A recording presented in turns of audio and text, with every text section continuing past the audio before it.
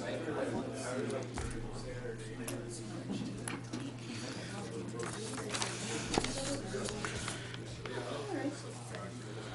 right, welcome back. It's now 7 p.m. I'll go ahead and call to order the Committee of the Whole for Tuesday, September 17th. Pat, if you could please take a roll call. Gray. Johnson.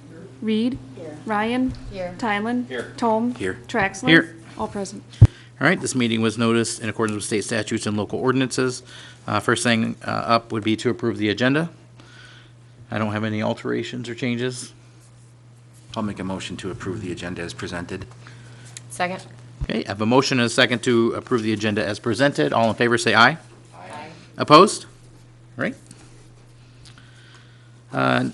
First up, or next up, I have citizen comments, and tonight I have Andrew Guile. Yep. All right. Signed up. If you could just come on up and state your address and the topic you're here to speak on. I live at 306 West James Street. My name's Andrew Guile, and I'm here to inquire about the auditorium. I already know a lot about it. For the past 6 months, I've been preparing a business plan on how to renovate the auditorium. I have an organization that I have started, the Columbus Theater Association. We have a 501c3 pending. I don't know if you've ever done a 501c3, but it takes a ridiculously long amount of time. So I'm here to talk about giving a presentation on the plan. I know a lot have come before me and a lot have failed. I do not plan to fail. And everyone I talk to in Columbus thinks it's a great idea. They all say, oh, that would be awesome. It would be really cool to have the theater renovated. It would revitalize the downtown. And then you ask them, how much do you think it's going to cost? It comes down to the cost. And what you'll find is that no one knows, but everyone thinks they know the exact number. So when polling people talking about the auditorium, I've gotten between 1.4 million and 4 million. The number is somewhere between there. I don't know what it is. I've prepared for a very expensive renovation. So I'm here to request the council hear my business plan, and that's it.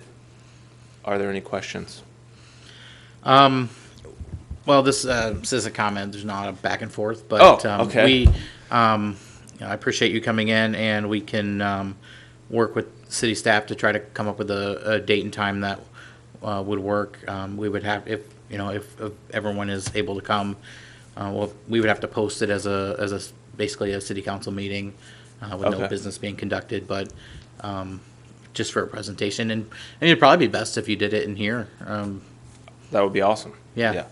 I mean, everyone here, we have the ability to put slides up for you. And is there someone I should specifically talk to in organizing that presentation? We'll start with probably Mayor Tome and Patrick would probably be the best two to get that started. Okay. So awesome. We can start shooting for dates and go from there. Awesome. Thank you. Yeah, thank you. Okay. Next up, I have department reports. I have the police department report for August of 2019, fire department for August of 19, Department of Public Works, treasurer's report, lifestyle report, Columbus Area Senior Center report, and media coordinator report, all for August of 19. Any questions or comments about the department reports? Okay, thank you. Next up, I have committee minutes for the HLPC, the special meeting, the emergency medical services minutes, and the Columbus Area Senior Center minutes. Any questions or comments about the committee minutes? All right, thank you. First up, I have number 7, consider and review task order 2019-06 related to the Columbus 2020 street reconstructions. There is information in our packet, and we also have Andrew Burt here if you guys have any questions about this task order.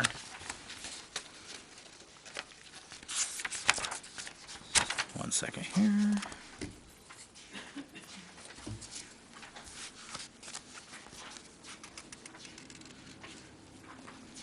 So, yeah, as discussed at the Ad hoc committee meeting, there was a path forward that the city council was leaning towards, and that was reconstructing Hibbard Street. We're still, I guess, the agenda item says here in the packet, there is still some final costs that need to be determined in the task order for soil borings. That is why it is marked as a draft. The total construction project fee for the task order would be $97,697, and if you see below on page 8, there is a breakdown of what is the city street and stormwater, and what is the sanitary utility.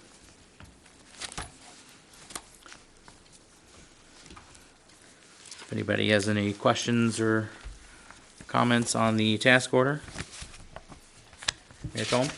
Just assuming that there's going to be a separate task order that'll be presented to the water and light utility for their portion of engineering.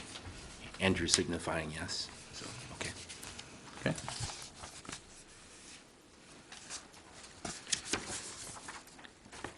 It looks to be in line with all the other task orders I've seen for street reconstruction, but certainly, like I said, Andrew Burt is here if you have questions.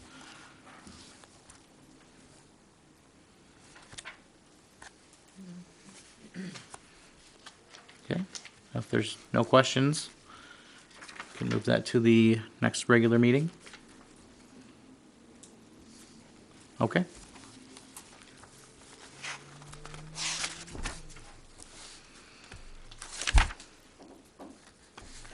All right, next up, I have number 8, consider and discuss Resolution 9-19, a resolution designating officials authorized to declare official intent under reimbursement bond regulations for 2020.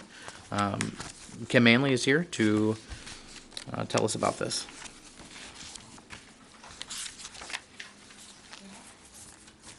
There we go. Good evening, everybody. Yes, there's a reimbursement resolution before you. Reimbursement resolutions are usually created when municipalities are in the planning stages for larger projects and they know they're going to borrow for it. And what the reimbursement resolution really says is that costs associated with the planning process, be that engineering or other professional services, would be recaptured when the borrowing takes place. In this resolution, it recognizes Patrick, myself, and Pat Gable as the 3 staffers who will track any expenses that would be related to the engineering for the project, and that's really the primary item that we've identified, other than the piece of equipment that we'd already purchased with the intent to borrow and reimburse ourselves with. Yeah. Does that help? Yep, thank you. You're welcome. Okay, does anybody have any questions for Kim? Easy crowd tonight, thanks. All right. Just want to make one point of clarification. The email from Greg Johnson from Ellers determined that we only need 1 resolution for the note and the long-term borrowings for the reimbursement. Correct. Kim signifying yes. So, Okay. yeah, I had asked that question at the lab. Yep. Okay. Yep. All right, well, there's nothing else on that agenda item. We can also move that one forward.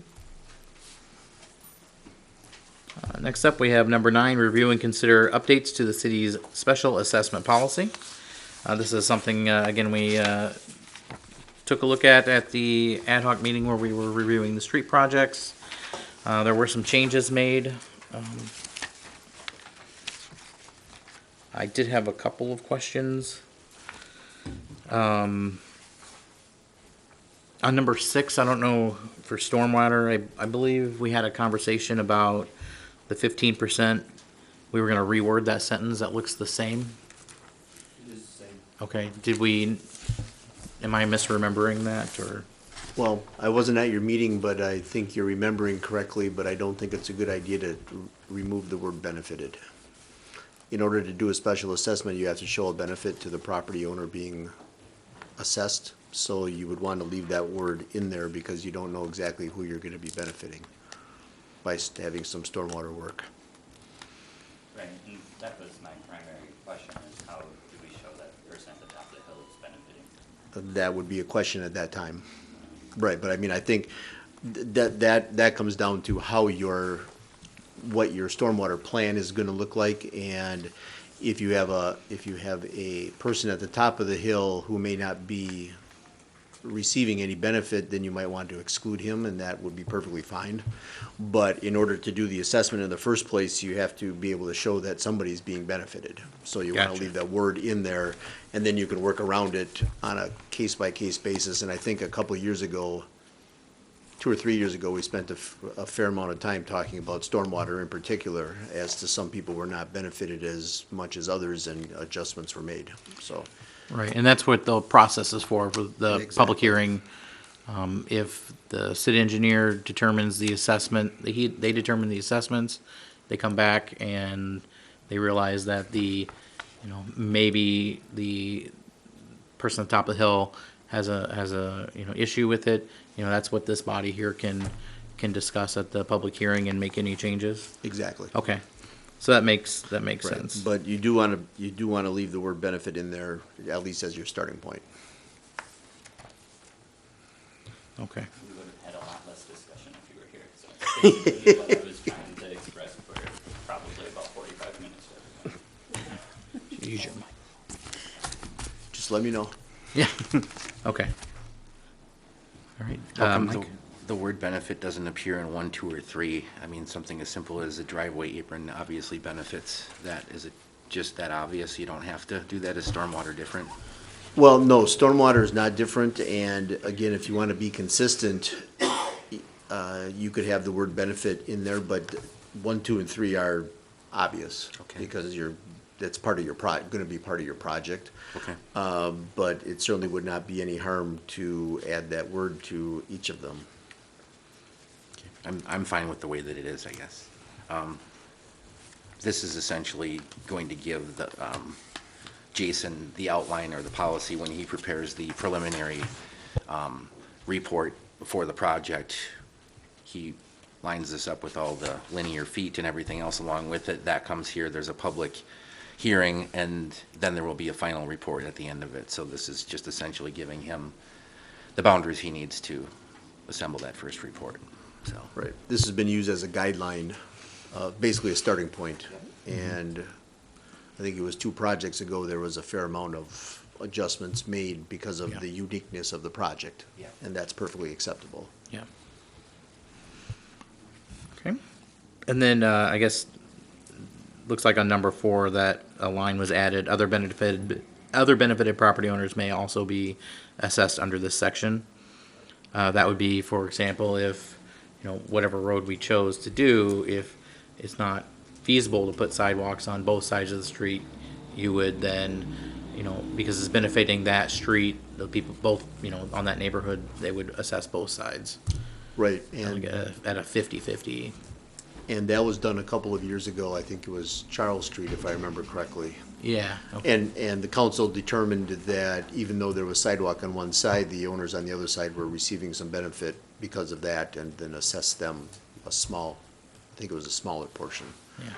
But that's see. why I thought that would be a good addition. Okay.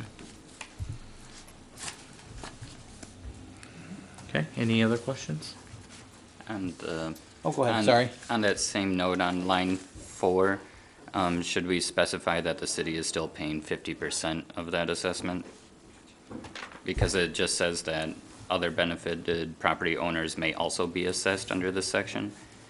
Like, if we're assessing 50% to the abutting, the way it's worded, it looks like we could then be assessing greater than 50% of the whole. So I just think we need to add language saying that the city will still be paying 50%. Yeah, I think you can adjust that however you're comfortable. I would not be opposed to further adjustments at all. I think it makes sense what Ian is saying. It's just kind of was, been, it's 50% and then the other 50 is the city, but when you have this extra line, it could draw a question that they're paying more than 50%. Okay. Yeah, so how would you like to see that worded, Ian?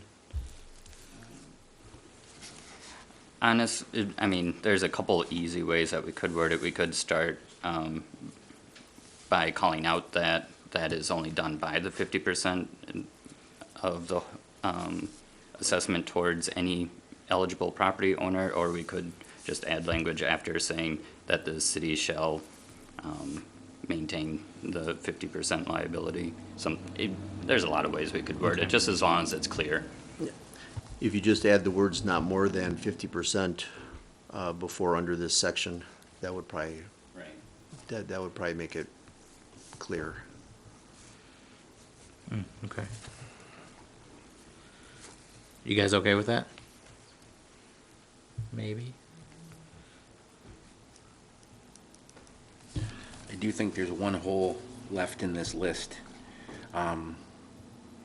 Concrete sidewalks, 50% to the abutting property owner. That's not the case if there are no sidewalks in existence. I think the policy, from my understanding, has always been that it's 100% the first time in, 50% was for the replacement or upgrading when we're doing reconstruction, if I remember correctly.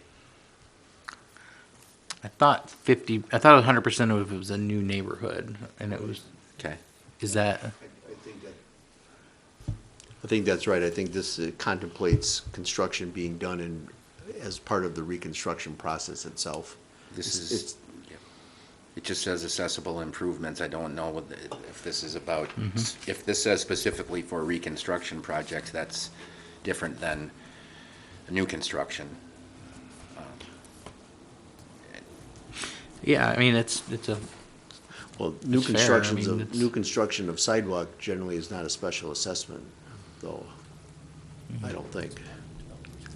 Right, It would be part of a developer's agreement? right. Yeah, okay. but if you have a neighborhood that doesn't have sidewalks, and things That have would be- expanded in that neighborhood, and, you know, like, I don't know, Avalon doesn't have sidewalks, and if you wanna go in and put sidewalks on both sides, is that 100% to the city, or is that 50% to the benefiting homeowner? I guess maybe it would take a reconstruction anyway to probably go down that road, but, That's, I think my point is that the only time you're ever gonna be able to provide infill in older neighborhoods is when you do a full reconstruct project.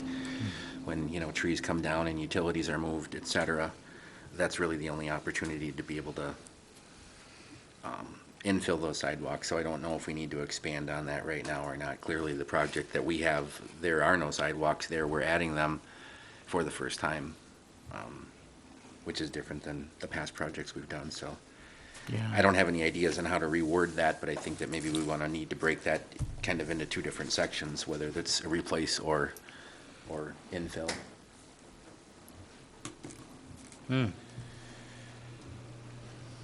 That's a great point.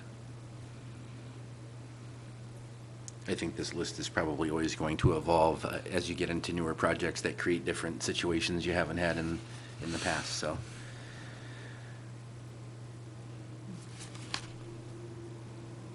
I think we've got time to work on this if we want to come up Yeah. with some ideas, because, you know, Jason's going to need this to start preparing his report, but that's going to take quite some time for him to get that together.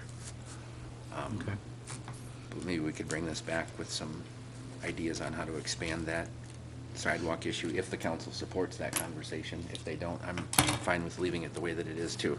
So right Sorry, now, go if Hibbard is, you know, seems to be the targeted street, doesn't have sidewalks. So, you know, my assumption is we were going to do a 50-50 split, but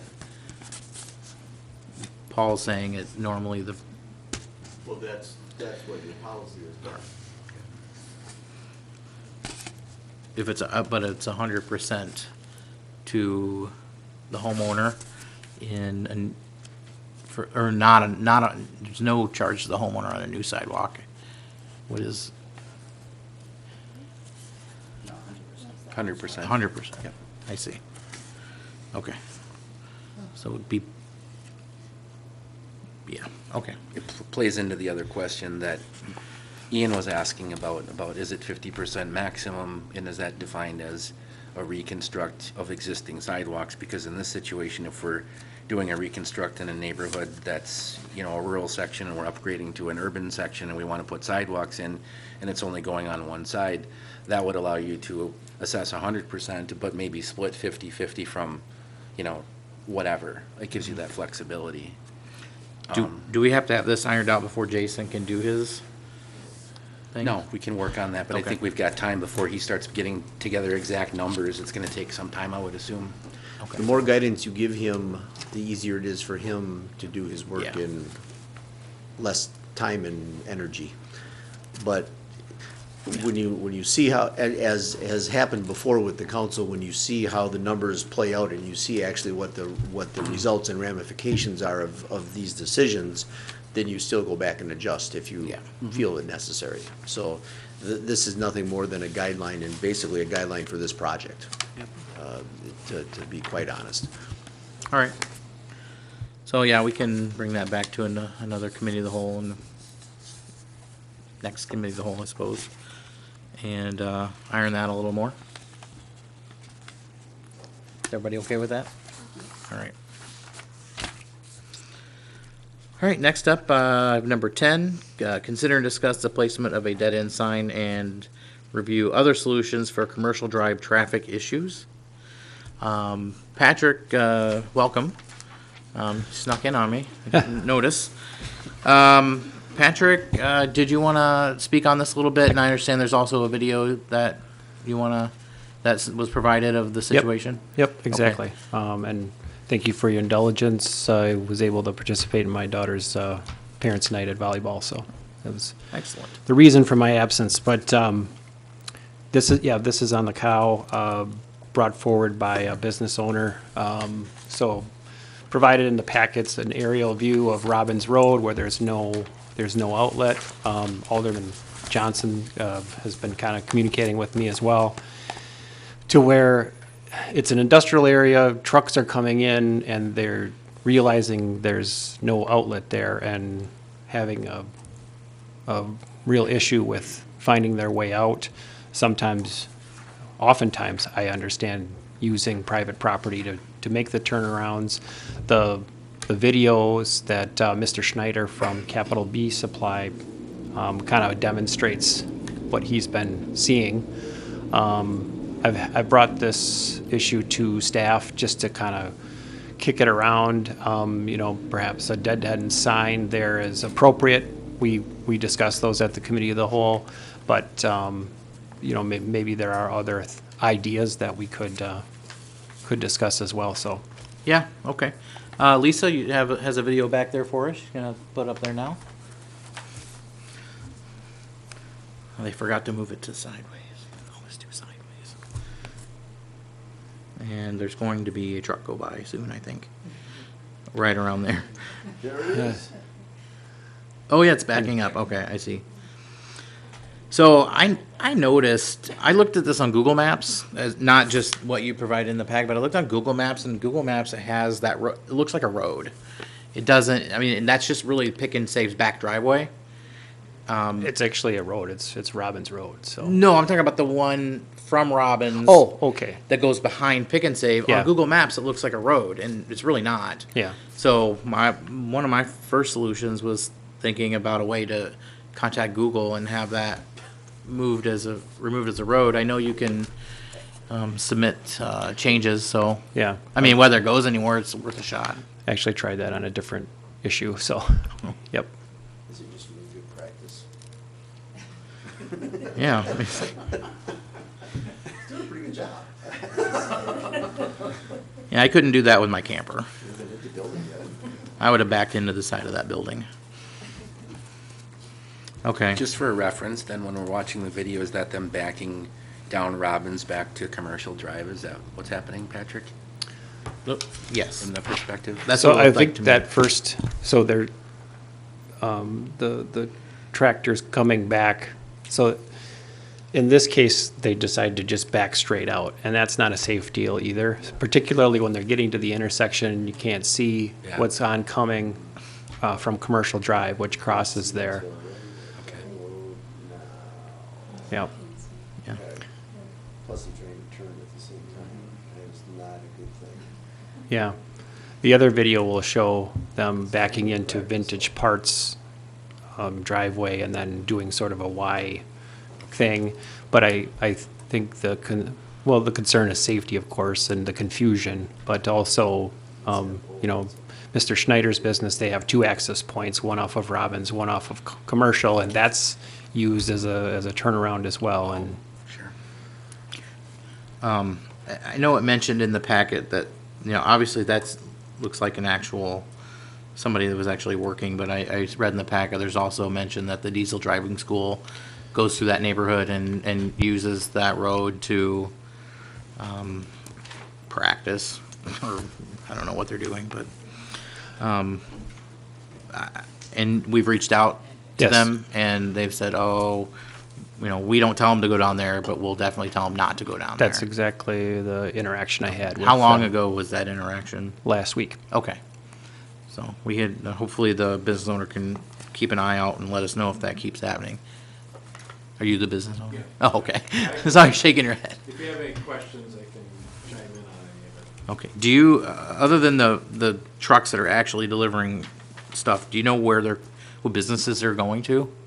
Or is Those it- trucks are, if you want me to come up to the microphone. Yeah, come on up. Those trucks are just there randomly, they're coming through, trying to get to the west side truck stop. Some of them are. And they come down through there, whether they got off the highway and went the wrong direction on 1660. They come down that area thinking they can cut up through on Robbins Road and back to 1660. They're not making deliveries down that area at all. They're just totally lost. Okay. We've had, and like you saw there in the video, that one, he backed all the way down the street, which surprised me. Most of the time they back halfway down and they come through our gravel drive and out through our lot and out onto Commercial. Cars, holiday weekends, there's probably at least 5, 6 cars that barrel down through there that come to a screeching halt when they hit the end of Robbins. So I think I mentioned to Patrick and Ed, a dead end or no outlet Could you, sign on could you, Robbins. could you Oh, use the sorry. mic? I think that would Sorry, help sorry. everybody watching at home Okay, yeah. as well. So I was going to say, so to back up a second, yeah, the issue is it's an ongoing problem with the semis coming down.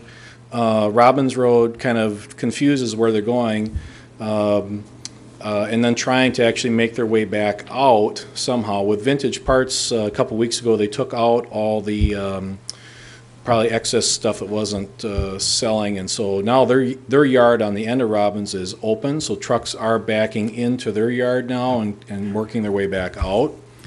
Motor vehicles, it's all times of the day. Sometimes it's during the day, sometimes it's at dark. You'll see cars barreling down through there as if they're going to come out back on the 1660, and they come to a screeching halt at the end where the barricades are. So I think there's 2 solutions or 2 ideas that could be looked at. One is the dead end no outlet on Robbins, but then an arrow sign where Commercial Drive takes a hard left and comes back out onto Maple. 'Cause I think the other thing that happens is we come down there with trucks. You look down Commercial Drive, and it appears that it just dead ends, and I think they can come out Robbins then. It's not obvious that Commercial actually takes a hard left, and you can get around down there and go back out on the Maple and come around. RVs, RV campers, like Labor Day weekend, there's a lot of those coming down through there too that just kind of no idea where they're going. Some, when Lyco is not in operation, when they're shut down for the day, they'll cut through Lyco's lot over to Maple. Semis will turn around sometimes if our yard's blocked up or if they're not sure where they're going, they'll skid around in Lyco's steel receiving area. So a whole variety of things that could, I think, be fixed up a little bit. Okay. So, excuse me, Mr. Schneider, you think that some sort of sign indicating that Commercial continues would also be of assistance, because without that sign, they're more tempted to take the Robbins dead end? Yes, I think that would help a lot, because when you look down Commercial Drive, you look at Lukey Farms, the arborvitae trees they got planted there. It looks like that thing just comes to a dead end, and that if you got down there with a semi, that there's not even any way to loop around. It looks that way physically.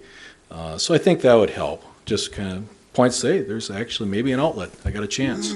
So maybe an arrow. An arrow, that yeah. turns left. Something down there, just to give them a little bit of guidance that they know they can make their way out again. Very good, thank you. Trina? Oh, I guess we can come back up. Well, hang tight. So would you picture a dead-end sign at the intersection of Commercial and Robinson to hopefully prevent people from getting down Robinson if they don't have actual business? Right. And then are you hoping for a private drive sign, for the little entrance off of Commercial? We'll take property care of that that you could ourselves, do. yeah. We'll, anything on ours with our drive, we'll deal with that. No, we've got no semi signage and stuff, and, yeah, we can deal with that side of it. I'm more interested on the public road side of it, that you have the dead end, no outlet, and that you have the arrow down on Commercial. Yeah, and if we catch truck drivers, we retrain them on, like the steel receiving for Lyco, they used to pull in our yard because it was easier to pull in our yard and back straight across Commercial than it was to try to work their way around on Commercial. And so we've retrained them and they're pretty compliant now. So is there a point on the straight part of Commercial where the city could place a sign with a curved arrow and it just say, Commercial, and then just having the arrow that curves might be Yeah, enough to... I think all the way on the west end of it, an arrow board, like an arrow sign. I think on the far west end of Commercial Drive where it makes that turn by Thermal, I think that would be an appropriate place for it. Because you can see you can actually turn there and go to the left and around and come back out on Maple. And I think Maple's also a truck route. Estes runs down that route pretty routinely, So the road kind of goes like this, back out to Maple, right? Yep, takes a So hard left. you'd want one down here, kind of right before the curve.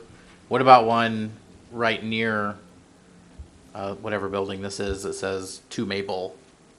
Or I'd have to, Back can to I see highway. your drawing there once? Because I'm, oh, sure.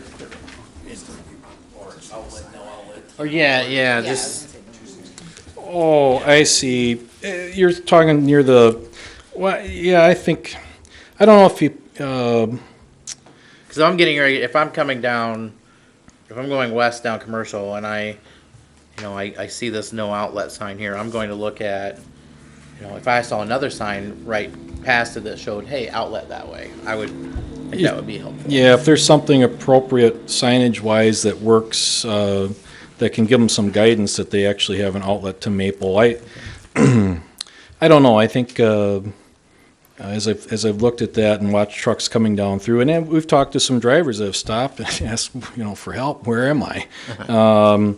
And they don't realize that, if they stop at our building and they say, well, just go right on down the street there. They'll cut to the left and take you out on Maple, and you can loop back around. I think if they just had the sign on the far west end that they can see down there and say, hey, that does turn and go out, I think they'd be okay. They know they can get around. The issue is that when you've got that truck and you need 100, 120 feet to try to get this thing bent around somewhere, that's the problem. And you don't want to get into a spot where, like some of these guys are backing all the way back down the street to try to get turned around. I think if they just got a little guidance, they can figure it out, but they need a little guidance. That's the issue. Okay. That's my opinion of it anyway. Yeah.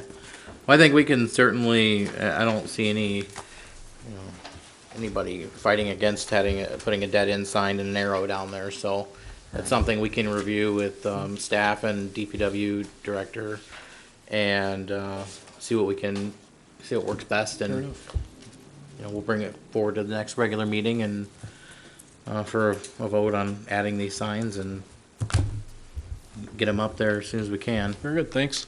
Yep. Thank you very much. Anything else on that topic? Seeing nothing? Okay. Next up, number 11, discussion on 2020 employee health insurance plans. Patrick, do you want to? Start us off? Sure. Yeah. So we're bringing this forward a little earlier in the budget process so that we can kind of prepare better for what may be coming. We, typically we work with our agent on researching the health plans, and the increases are a little bit more than our comfort level, so it requires some deep research and figuring out, what our best options are. This year, it seemed relatively easy because our plan came back with a 1.9% increase, which is great. So what we'd like to do is just get some support to kind of go down the road then with the renewal on Dean, so that HR can get ready to inform staff and work with them before the open enrollment period, where I think in year 3 of offering the HSA option, which we've seen some success and people migrating from the standard plan to that. So that's what we were hoping for tonight. I know, Andy, you talked about looking at just different scenarios and things, and that's stuff we can review tonight too. But I think first and foremost, if we're feeling okay about continuing on with Dean, that would help staff quite a bit. Okay. Yeah, I think, we touched on, going with other providers a few years ago, I think, but it's pretty clear that, Dean is here, and that's what most people have, and it's, I don't really see an issue with finding a different provider now, especially since the costs have come down, or aren't going up as much as they were. We're seeing 12 and 15% increases in the past. So I did have a question on the page where you're talking about the city cost based on percentages, where there's the 8812 and the 8515. It is that one more. Yeah. So the one thing I was just curious about, and the total for 8812 is $460,000, $571. The total for 8515 is $451,286. What are these numbers exactly? That's because it doesn't. And then you have a totally different cost at the bottom, 464, 415. Like, are you saying that it costs less to go to 8815 to the overall, or just the city portion? 85. I'm sorry, 8515. Yeah, the city, the number at the bottom, the 2019 cost to the city is the 464,000. Mm-hmm. The going with the current plan, with the 1.9% increase at the 8812, and then at the 91.9 for the union, we're at 460, 571. And if we were to do the 8515, the cost to the city would be 451, 286. Is that helpful? Okay. So there's the 91.9 for the union is in this number, or not in this number? The 86,776 is in that number, yes. That stays the same. Regardless, it's both in the ways. contract, yeah. Yeah, because that's governed by the union contract. They were at 92.8 last year, and they're 91.9 this year. I gotcha. Okay.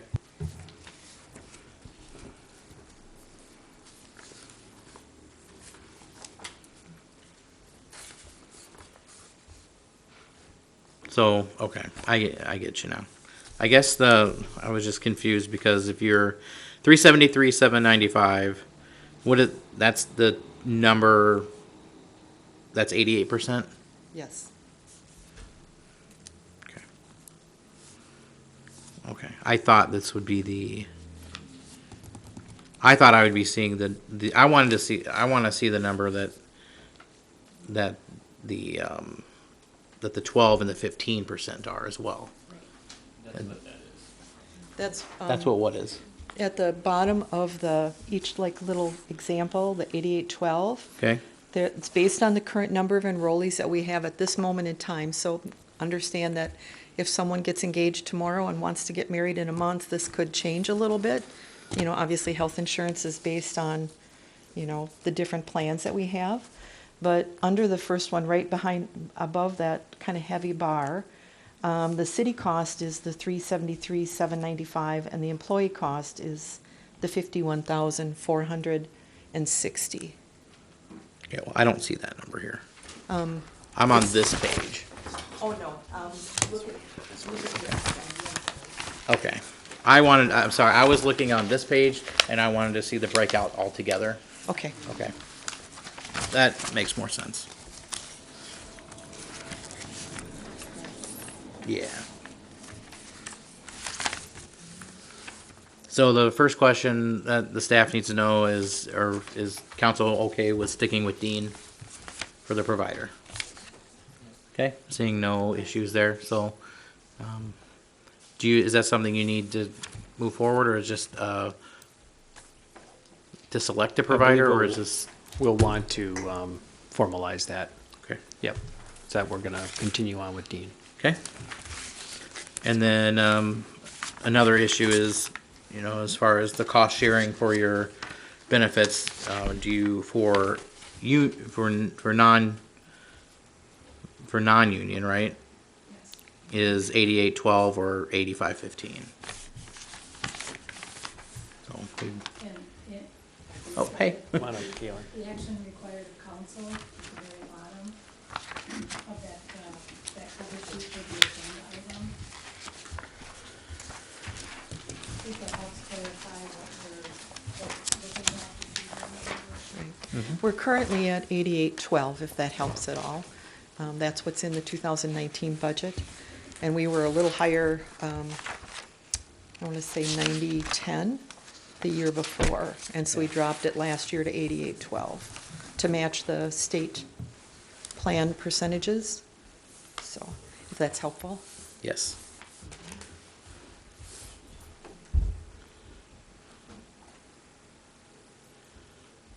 Okay, this is.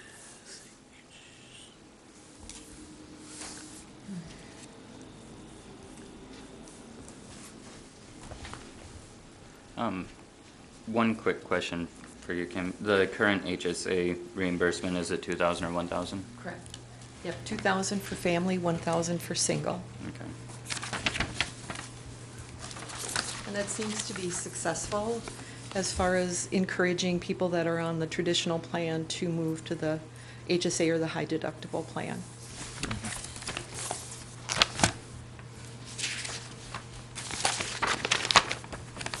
Just hang tight for me, Kim. I'm just still rattling some things around up here. Fine.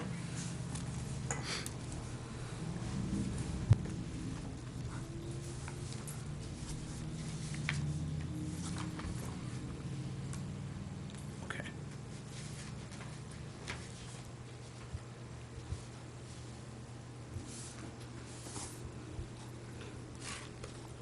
What I'm looking at is the 8515 and the 8812. I'm trying to decide or to figure out what the impact would be on, you know, basically on our city workers' paychecks based off of what, you know, what that 3% change would be.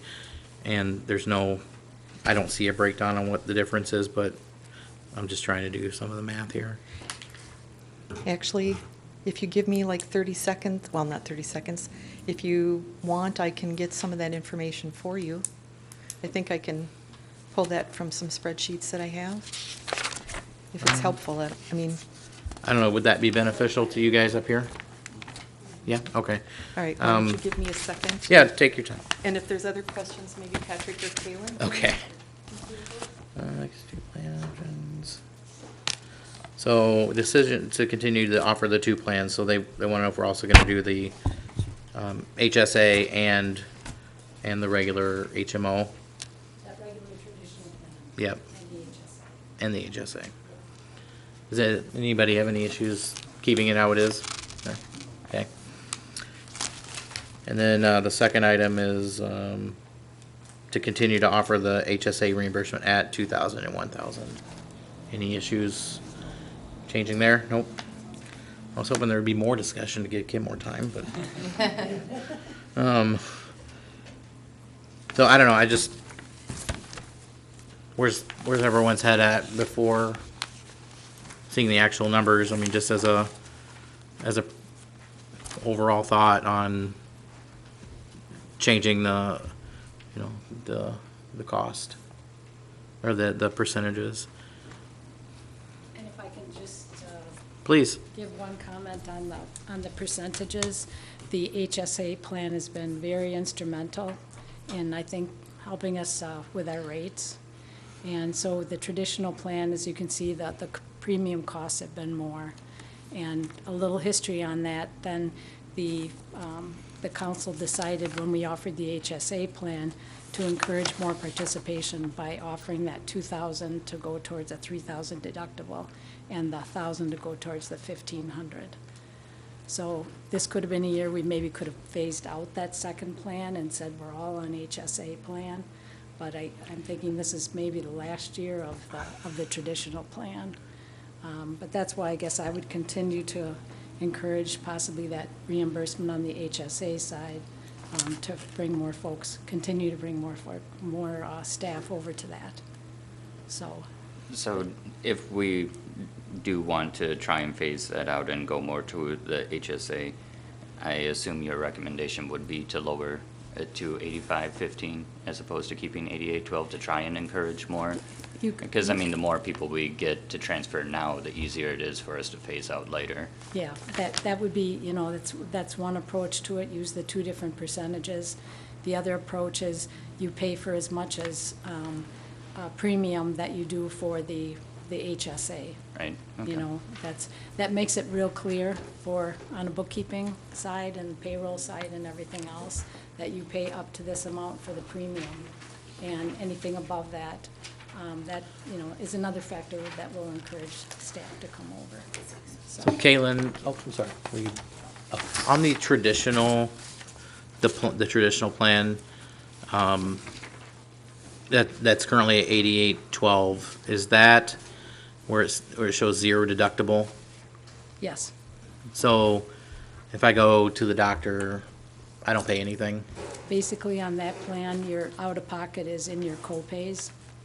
So it's just It's co-pays? in your co-pays, it's in your emergency room visit for the $125. Any of your professional office visits, you know, that kind of thing. So that plan, that traditional plan is still very co-pay based. So if you go to the hospital, you will not incur a $500 deductible. That's with that traditional plan. It doesn't have a deductible factor built in, more just a maximum out of pocket. So in that same scenario for the HSA plan, Yep, it's a $1,500 deductible, but we're adding 1,000 or 2,000 You're for funding the single or first 1,000. family. Yep, you're funding And the first 1,000. the first 1,000. So Yes. out of pocket max would be 500 for a Yes. single? Yes. Okay. And then they have, I mean, there's no copays? And nothing, after, that's, you know, all part of the traditional, or I mean, the high deductible plan is you have, the higher deductible and everything, every expense Yeah. goes towards the deductible. So, These are two really good plans to choose from. Yeah, this they're is, excellent. And I'm the fact that we came in with a 1.9% renewal and everything, you know, it still offers, I think I have the numbers here, we're up to, yeah. participants on the single side, 75% participate in the HSA, employee and spouse, 20%, employee and child, 50%, and families are at 40%. So obviously, if we can encourage more families to come over, but is it somewhat for the employee, that trade-off of the dollars? Yeah, I mean, that's the key, like, are you gonna have enough, visits and specialist visits, you know, where you'd be paying copay Right. on the traditional plan? Is that gonna make up that $500 for the single or the I don't know what the other number was, 20, And the further For the that family. participants are in the HSA plan, they can be building those HSA dollars for future years, you know, to go towards their deductible. And they can use that for a dental visit, right? those HSA dollars. And And they belong to the employee, so. Right.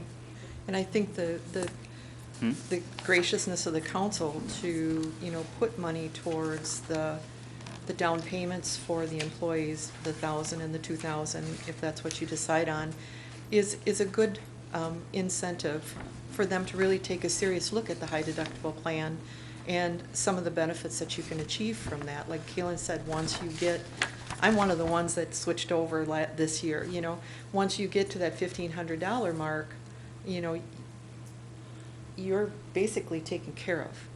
So I think one of the things I think we're seeing is when the first year we started it, employees were a little unsure of what an HSA was, what was the high deductible plan, how did it work.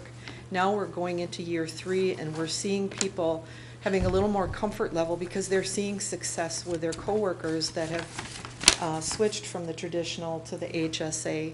And then the incentive of being able to take care of some of that deductible through the budget process just makes it more attractive for them to move into that plan, which helps us in the long run too as far as the overall cost of the health insurance. Okay. And as Patrick's mentioned, the piece of getting this done sooner, then we have the 2 weeks before our open enrollment to hold meetings for employees.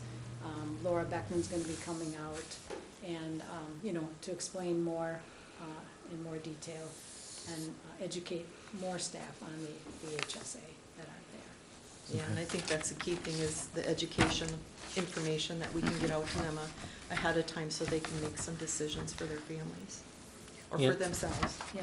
So one of the things, if I'm seeing this right, so basically the HSA, we're currently 1,000 or 2,000, you know, on top of our normal cost that would be otherwise to incentivize them. But the price difference for the city between them per person is even more than that. Like, would it make sense to go down, all the way down to like an 80-20 and increase that,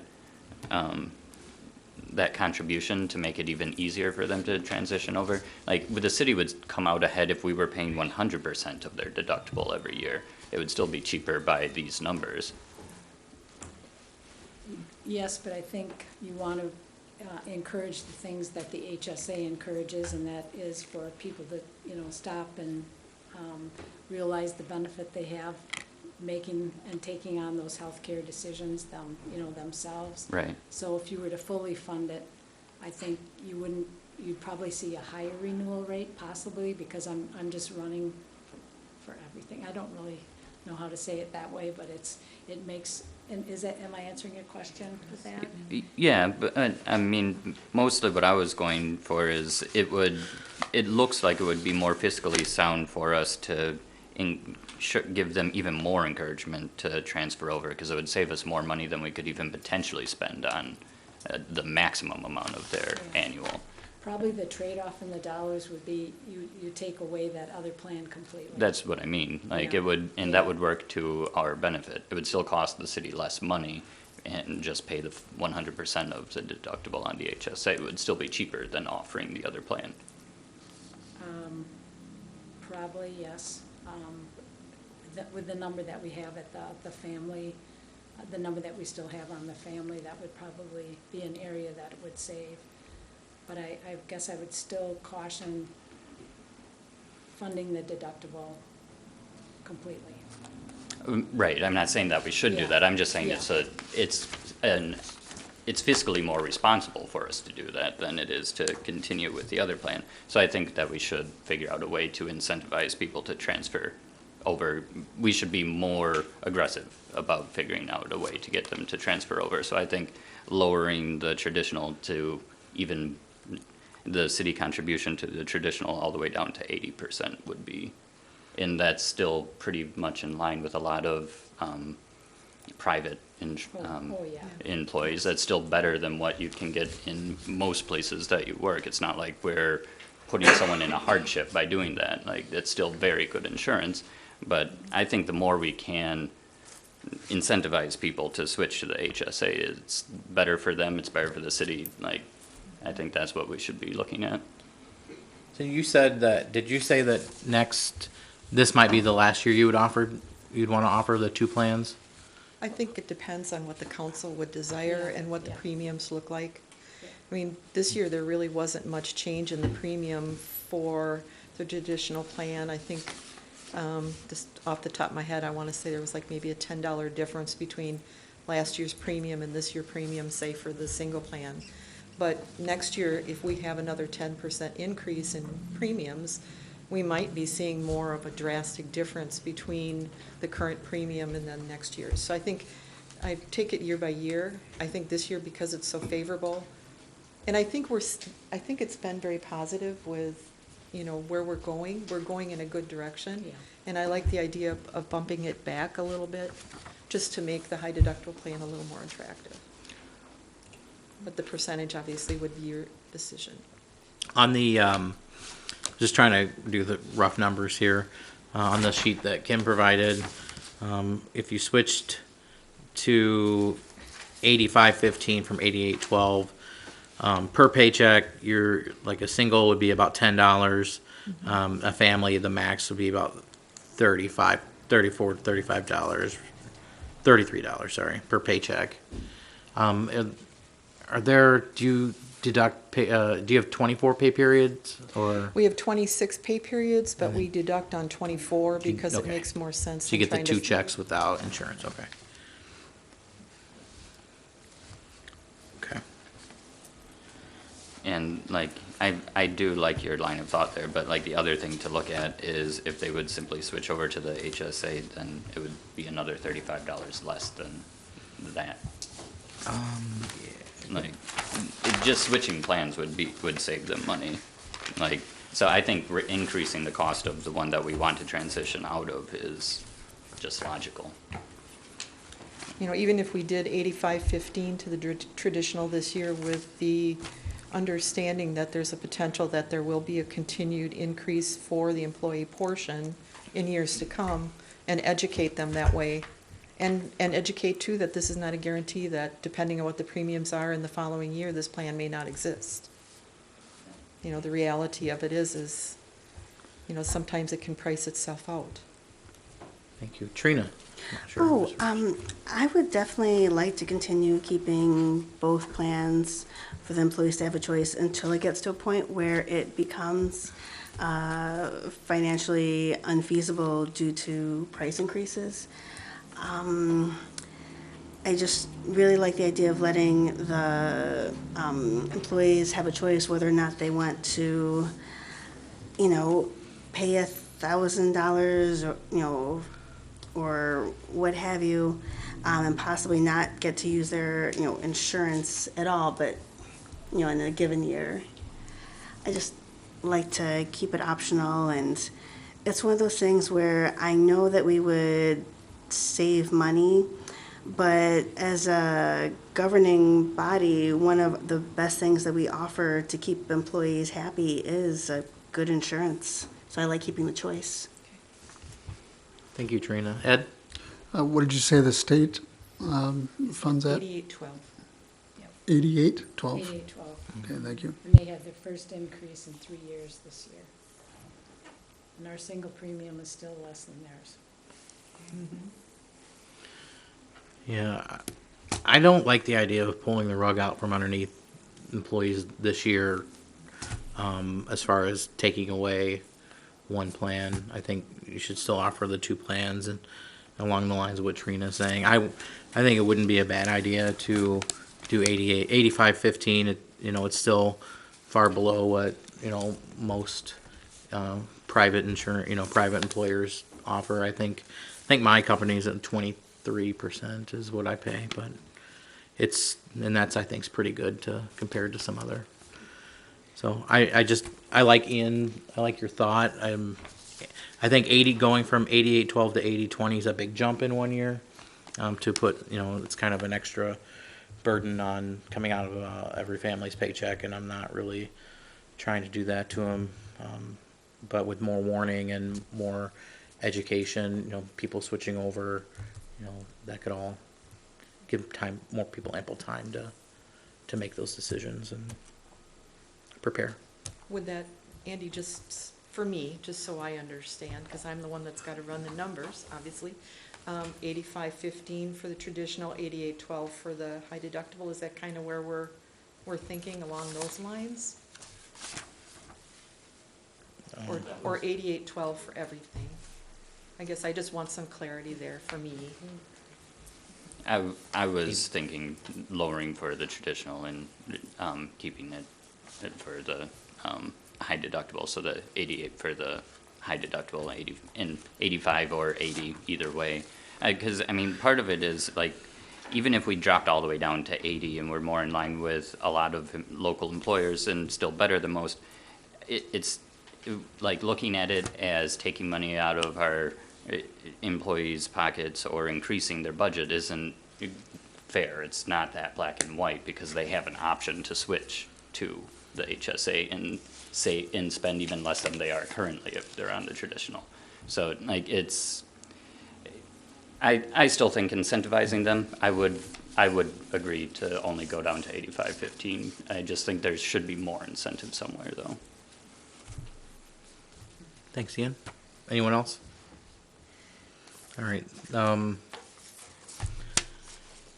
I was honestly, Kim, I've only was thinking about the traditional plan. I hadn't even gone in my head to the high deductible plan, but it would, if you want to incentivize people to switch, keeping that one at 8812 would make sense.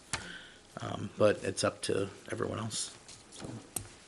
But 8515 for traditional is where I'm leaning. I mean, I think both plans are great, and it's pretty nice deal. Mike? Is having two different 8812 or 8515 going to make payroll and things much harder than it is right now? Because we have the same for everybody right now, correct? 8812? Yeah, yeah. So, I mean, Think of that. I mean, we can work around it. The ideal situation would be just to pay to the level of the HSA premium. And anything above that, the employee pays the difference. And we could probably run you some numbers on that, but my guess is it's gonna be around that 83-ish range in there. That would be the most direct, simple way to do it, just pay up to the amount of the HSA premium in each category. yeah, I think you both know what we need to do to incentivize to get people to jump on the train we want them to jump on, but I also don't want to create a whole bunch of extra work for you on the payroll end of it, and I don't know what that looks like, so I just wanted to ask that. Yeah, I think it's just so we can get it clear one way or another. Yep. Yeah. That's the biggest thing. Yeah. Okay. Any more questions for Kaylin or Kim on this? Comments? Okay, so you have enough information to move forward on your end? I think so. Do we need, you said we need to bring this back to the regular meeting to memorialize? The dean part, and to get consensus on the breakdown helps our process. Yeah. Okay. So we'll move that forward then to the next regular meeting. I don't think it would be maybe the dean, but Or- I think the other parts of this become part of the budget. I think they just need to be able to go out and get consensus from Yeah. us that they can start talking to Yeah. employees to say, Yeah. this is what we're offering. Yeah. So, Yeah. And you have that consensus. Thank you. Yeah, thank you. All right. Next up, number 12, discussion on the 2020 city budget review process. Patrick, go ahead. Yeah, wanted to just have a discussion here to get a feel from everyone on how we'd like to review the budget. We've done different approaches in my time here. As I suggest in the memo, we've got some new people that haven't been through it. We've found some success in having the segregated workshops and interaction with the department heads. That might be an option. Last year, we went in a bit of a different way where we provided a draft budget, then we had more of a just questions and things. We didn't have a deep dive into the budget. So As we are getting close to finalizing a draft for you, just want to know what the feel is from the council on how you'd like to receive it and discuss it and get us to the finish line. All right. I got an email from Ed. I think you got that email too, Yep. that he was interested more in the deep dive. I believe Trina, you said last meeting as well. Yes, I like at least a medium deep dive. Although it's, very helpful and it's usually easy to understand seeing the numbers and the budgets are presented. It's so much more useful to get the stories and explanations behind the numbers from the individuals so that we can make a better,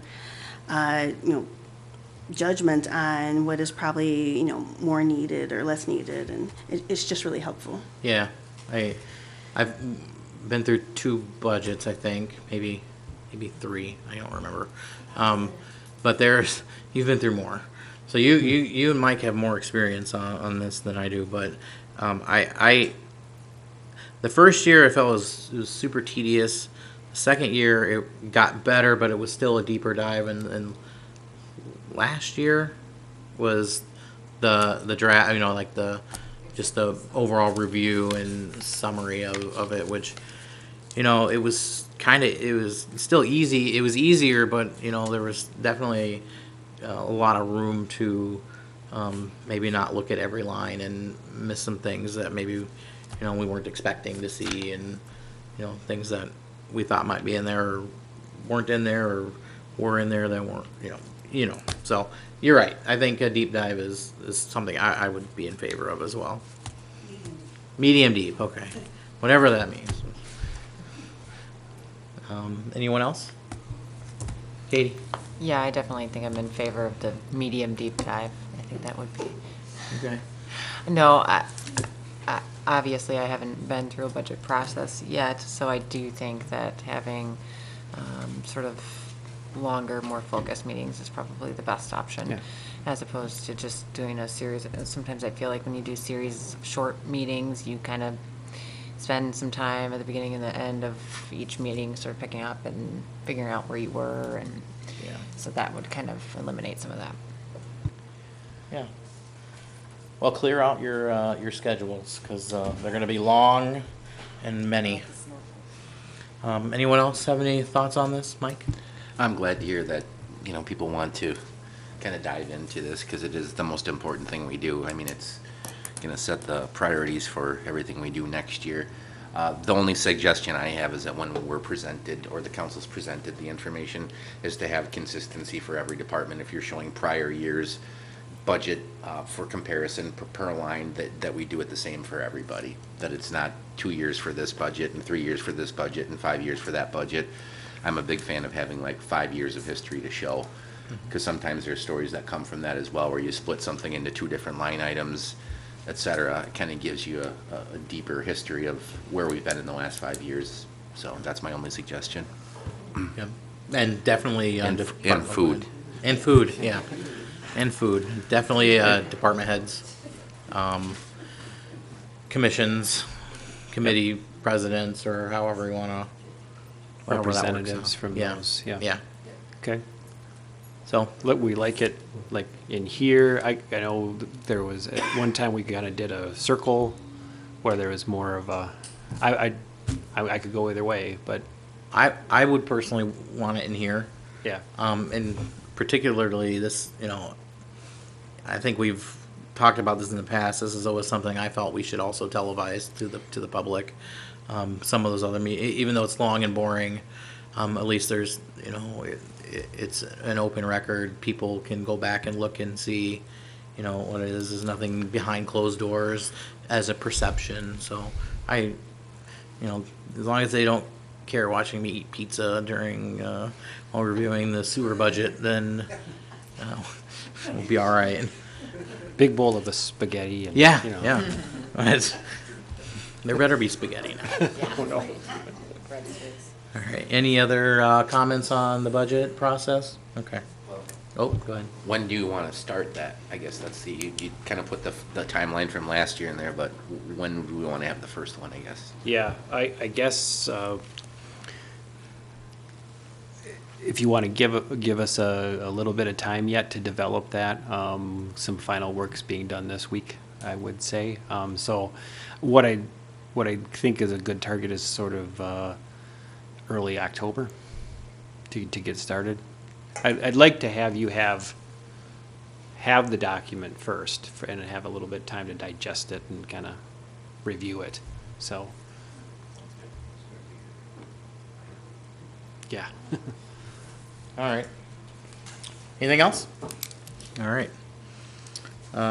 Okay, next up, number 13, convene to close session for state statute 19.85, sub 1, sub E, deliberating or negotiating the purchase of public properties, the investment of public funds, or conducting other public business wherever competitive or bargaining reasons require a closed session to consider the purchase of a building for redevelopment purposes.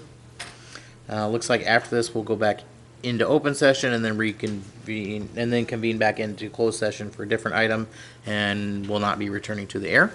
I don't see any actionable items after. So that being said, thanks for tuning in, and we'll see you guys next time. First thing we need then is a motion to go into closed session. Motion to go into closed session. Second? Okay, I have a motion and a second to go into closed session. Pat, if you could please take the roll call. Gray, Aye. Johnson. Reed. Ryan. Aye. Tylen. Tome. Traxler. Aye. Unanimous. Okay. We are in closed session.